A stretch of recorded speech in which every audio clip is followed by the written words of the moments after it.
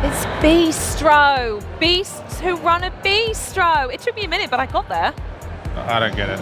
Well, Bistro is Xbox Play Anywhere, so if that game looks to your tastes, consider it just one more reason to get excited for the ROG Xbox Ally and Xbox Ally X. But now, it is our sincere pleasure to dig into the latest title from Double Fine, Keeper. Keeper has been turning heads since its reveal during June's Xbox Showcase, and here to bring us some never-before-seen gameplay. It's Double Fine Production studio head and fan favorite Tim Schafer. Tim, thank you so much for joining us. First off, it's so exciting to have you here. And this game, we're going to straight out the bat. It's clearly Lee Petty's baby in many, many ways. Bit of a Double Fine legend, I hear. Yeah, he was our art director on Brutal Legend and Broken Age. I mean, some of the best games you could ever reel off that someone's worked on. I want to know a little bit more about what it's like working with him and your team bringing his vision to life. Well, Lee has a really, as you can tell from those games, a really strong idea of what a game should look like and how it should feel. Yeah. And he's someone who I've just come to really trust and rely to just have that kind of vision, also be able to execute it. He's really good at technology as well as art, and also leading a team full of people at Double Fine, because it's a very collaborative environment, so you have to have the right touch, you know. Absolutely. And so mostly what it's like working with him is I just leave him alone. Especially you can trust day one he turns up and he knows by day end, he knows exactly what needs to happen. And as you say, it's an element of trust. I think that's really important. Yeah, especially in a game without any dialogue, so I don't have to worry about him sneaking in any bad language. Oh, that's such a shame. Maybe he'll find a way. We'll find a way to do it on our stream when we play it, don't you worry. Yeah. I mean, in some ways, it does feel like this game is a bit of a new chapter for the studio. Like you said, it is wordless, so nothing to be said there, but it's still atmospheric, still surreal. So what would you say inspired Lee and the team to move in that kind of direction? Well, a couple of things. When we were talking about what his next game should be, we were like, well, what could we do now? Because things have changed for us. We became part of the Xbox family. We have like support and resources we didn't have before. And we're like, what could we not do before? And what's a game that we probably could never get signed with a publisher? Something that would seem just too far out there, but would be a really personal thing for Lee and his, wanting to do something really beautiful and strange, mysterious, and yet still really charming. And also, I think at that time, a lot of things were going on with a global pandemic. I don't know if you heard about that, but we were all locked inside. And the only way Lee found a lot of escape from that was to go on long hikes through nature. He'd go into the mountains and look at the nature around his house and think about... I can see where this is going, about how the humanity is really threatened. We didn't know what was going to happen. We were kind of scared, and yet nature just kept going and changing and evolving and interacting with each other, and that was really inspiring to him. And he's also a weird guy who has like a lot of interesting tastes.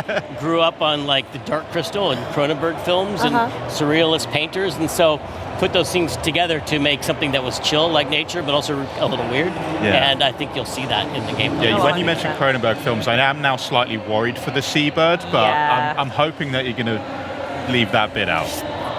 Well, you're just going to have to... The game's we're not getting anything stay on that. It's all about surprise, but it's not a horror game. Yeah. Although it's an interesting...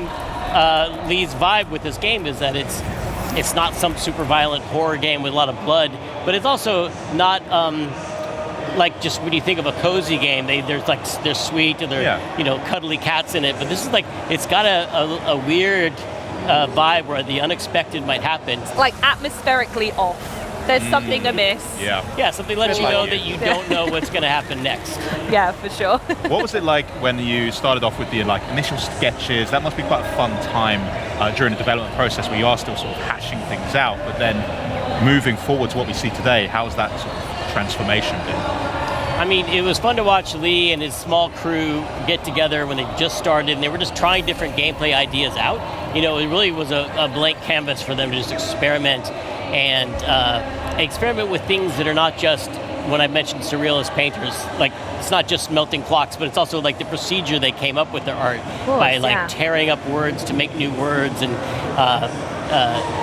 so that it was fun to watch this process of when the sky's the limit, what you come up with, and watching it evolve to, of course, it just had to be a walking lighthouse.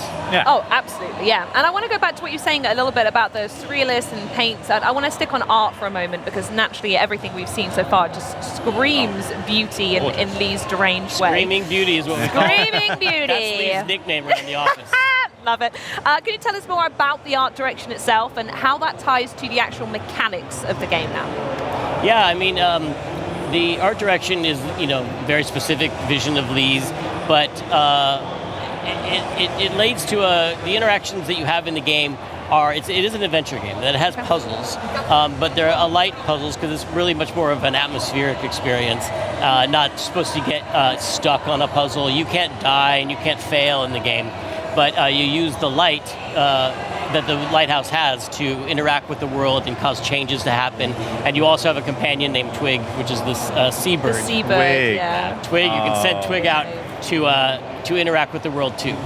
Very nice. I mean, you guys are very typically known for quite a lot of experiences that are somewhat reality warping, mind bending. Are we going to see those kind of same shades? What's really the vibe of Keeper?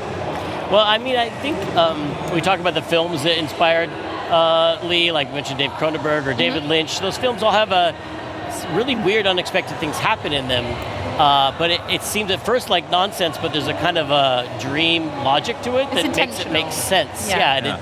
It means something, but it's not necessarily clear what it means, and it probably means more than one thing, and it's really open to the player to have this experience of playing this game and try and think about what all the different things mean. Well, that's going to be interesting when it comes out and see other people's interpretations then, potentially, of what Lee's getting at the game with the relationship between the seabird and the lighthouse. That's really fascinating. I do love it. Now, I am going to ask you a really important question about the seabird, Twig. Unfortunately, it's going to completely shape my opinion of the game. So, can you pet Twig?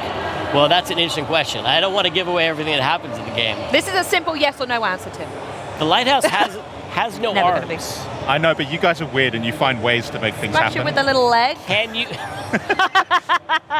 smash it with a little leg? Is also a nickname we call Lee.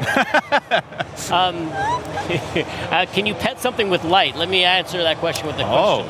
Okay. I think that's above my intellect to answer that. I'm going to just say yes. Yes. To basically make you do I'm it. going to say, rather than just a simple pet, the companionship you'll feel with Twig is something much deeper and beyond physical affection. Oh. Am I going to fall in love with this bird, Tim? It's the most. Am I going to fall in love with the lighthouse? It's a yes to both those because it's a game that has no dialogue, no spoken words at all, but it is a very emotional storyline. Both the lighthouse and the seabird Twig have character arcs, and they go through changes and metamorphosis. Yeah, nailed it. It's in there somewhere. Yeah, you got it. Yeah. It happens to both of them, but it's all. We're only showing like the very early gameplay footage because things, believe it or not, get a lot weirder than what you're seeing. With you guys? Yeah, Never. come on. No, absolutely. So I just want to touch very quickly then, if we're not hearing them speak per se, is it environmental storytelling? The music, I'm assuming, is a really important part as well? Yeah, the sound design, the animation, a lot of our animators try to make scenes work if you have the volume off, just as like it's the expressiveness of the lighthouse still has a face-like level of expression. Yeah. The bird is very expressive, obviously, and there are scenes that will make people cry in this game, I think. I'm not ready for it. Not the whole time. It will be the whole time, I swear. Look at the birds. So He's going to make me weep already. Well, obviously we got studio here, Henry, so I do have to ask. People are always curious about you guys, what Double Fine is cooking up behind closed doors, and the last time we spoke to you was back in 2021 where we saw Psychonauts 2. So what have you been up to since then outside of Keeper? Can you actually tell us anything you've been doing? Well, I'm here to announce right now that we are making other games too. We have multiple games going on at the studio, and the thing I will say is that they're all brand new. They're all brand new IP. We did Psychonauts 2, and that is keeping us fine for sequels for a while. Great work on that, by the way. Thank you. Yeah, it was a lot of team effort. Here's some footage of the team. Yeah, they are working. Right? Except for that guy who's just walking around. Get to work, Bert. We're working on new projects that are brand new IP, and we're excited about sharing them someday. Oh, just for someday. Well, you just make sure you let us know now, because we're all we'll tell you first. Yeah. Sounds good. Well, Tim, thank you so much for joining us. Do you have any final thoughts on Keeper that you'd like to share? Well, let's see. Do we talk about the bird? Yeah. You did the birds. Yeah. Bird. There's puzzles. Yeah. Got that. Puzzles. Check. Have I mentioned that it's weird but chill? Yeah, kind of. more or less. Did I mispronounce metamorphosizing? Yes. Great. Yeah. Okay. No, then that's I all my didn't hear talking that. points. Perfect. We've absolutely nailed them all, and just in time because we have some harder questions for you. Me and Henry are going to start grilling you. A little game that we like to play on Xbox On called This or That. I can't think quickly, but I'll try. Well, you're going to have to think pretty quickly. Henry is going to fire some questions at you, and you can either give us one-word answers, or if you need a minute to think, that's fine. But there's some pretty good questions. I won't lie. Henry's I'll nailed do it as this. fast as I can. Game for it? Lock Okay. in. All right, let's play This or That with Tim Schafer. First up, Jack Black in Brutal Legend or Jack Black in Psychonauts 2? Oh, well, you could put those together and get Brutal Legend 2, which is not something we're working on right now. Nice, I like I'll that. save it for that. Would you rather work at the Department of Death as a travel agent, or would you rather work as a Psychonaut? Psychonaut. It has a lot more personal career growth possibilities. They have badges, whereas Manny had kind of a dead-end job. That's true. Well, seeing as how you'd like to be a Psychonaut, this is a good question. Telekinesis or clairvoyance? Well, you can do so much with telekinesis, but clairvoyance lets you see how people see you, which is terrifying, and I don't want to know it, so I'll go with telekinesis. Good pick. Okay, Rad or Raz? Oh, Lee's game, Rad, Uh-huh. post-apocalyptic 80s roguelike action game, or Raz, who's a human being, but fictional. But, I'll go with Raz because he's on Game Pass. Oh, I like that. Would you rather be a lighthouse or a seabird? Oh. Well, seabirds are cool, but lighthouses get pooped on a lot. And in general in life, what I'm saying is you'd rather be the pooper than the thing that gets pooped on. So I'm going seabird. Unfortunately, I think I agree, and I never thought I'd have to agree on that statement, but cool. Do you prefer talking animals or sentient objects, if they were real? I mean, it depends on the object and the animal. I'd rather know what, like, my cat is thinking than know what my toilet is feeling. Oh, And I'd rather my toilet not have any thoughts at all. yeah. We're going down a real Gross- theme gross here, right? example. This has gone places. I apologize for the gross examples, you guys. I don't know why. We I are went never there. doing this game again. Picture of a safe and a rat. I could have gone so with done. that. Fantasy or sci-fi? Science fiction, sci-fi. I like the music better. Yes, my guy. Okay, would you rather have tentacles or two heads? Instead of, well, I'm going to go tentacles because two heads is just like another mouth to feed. Yeah, oh, that's true. Okay. Do you prefer boss fights or platforming? I like platforming on the way to a boss fight. You can have a boss fight at the end, but platforming. Okay. Now for the big question. Go. We're in Germany. I have to ask this. Currywurst or strudel? Is that what it looks like? They have currywurst and Yeah, that's the best ones we could find. One's sweet and one's really goopy, but the Schaefers come from a long line of German sausage makers. No joke. Right. So I'm going to have to go with the currywurst. Okay, Is there it you go. first? There we go. Currywurst. I think they'd say currywurst. You should know. Yeah. Hey, I'm big up the family tree and then say it wrong. Well, thanks again, Tim. This has been a lot of fun. Remember, guys, Keeper launches on October 17th, 2025, but you guys can wishlist it today. And of course, there is still tons more to come up, including this exciting update from our friends at Square Enix that should make those of you anxiously awaiting an Xbox Ally on October 16th pretty happy. But then, stay put for the latest developments in World of Warcraft, Call of Duty, and more on Chronos: The New Dawn. Live from Cologne, Germany, this is Xbox at Gamescom.